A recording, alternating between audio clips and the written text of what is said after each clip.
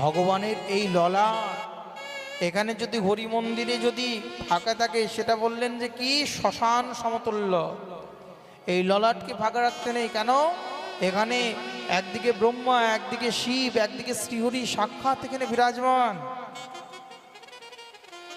এই জন্য বলছেন যে যাদের কপালে কোনো কিছু নেই, সনাতন ধর্মের শাস্ত্র শিক্ষাতে যদি প্রাচীন ইতিহাস খুঁজে বার করা যায়, তাহলে আর্য বলুন, অনার্য বলুন, সূর্য বংশ বলুন, চন্দ্র বংশ বলুন, গোত্রীয় রূপে যে যাই বলুন না কেন, প্রত্যেকের ললাটে কোনো না কোনো একেবারে বিন্দু ফোঁটা থাকবেই।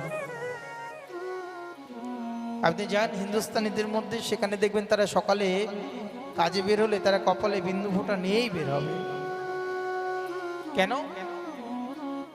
যে প্রভুকে সম্মান সূচক জানানো।